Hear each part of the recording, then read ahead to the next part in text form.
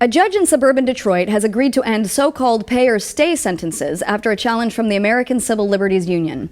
So the judge, by the name of Judge Carl Gerds III, he resides in East Point, just outside of Detroit, and he'd been accused basically of telling people, if you're not able to pay this fine right now, then you're going to have to stay in jail. So the Michigan ACLU said it is no doubt unconstitutional for them to do that without checking into whether or not the defendants have the ability to pay, you know, what their background is and all of that. It's actually a bit of a victory today. Joya, have they released like any details on like what these infractions are for and what these minor fines are for? Minor fines that start out as a minor fine and then you can't pay it, so it gets bigger and bigger, and then eventually you're hit with this huge amount of money and then you go to jail. Right. But with this case, it's like either you pay it now or you're going to jail. Do we know what like these little things are for? Well, the ACLU was representing a resident who feared going to jail because she could not afford to pay a $445 fine because her dogs were not licensed. So whether or not, I mean, it was not detailed whether or not it started as something small and then kind of built up, but regardless, as you can see, it's a minor issue. I mean, this is not something that someone should be jailed for. Exactly.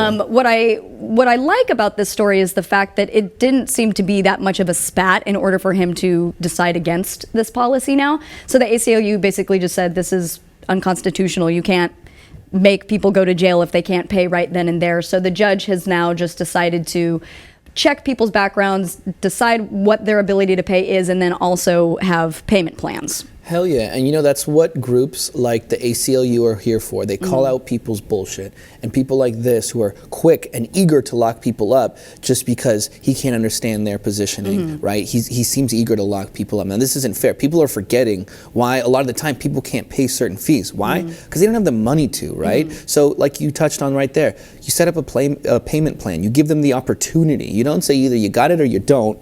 And if you don't, you're going to jail. I mean, screw that. That's not fair because it's like this vicious cycle, right? It's like I don't have the money to pay. Oh, so we're going to make you pay more. We're going to throw you in jail, and now you're in jail because you don't have the money to pay. And now when you go to jail, you're probably going to lose your job, and then it's just this vicious cycle of screwing people over who are at the bottom. It's a very literal representation of the kind of classism that exists within the judicial system.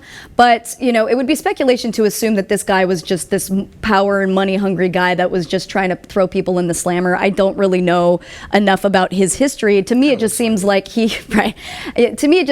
hadn't really been challenged, or that's hadn't been brought up. But luckily, thanks to the ACLU, people no longer have to decide whether to pay or stay.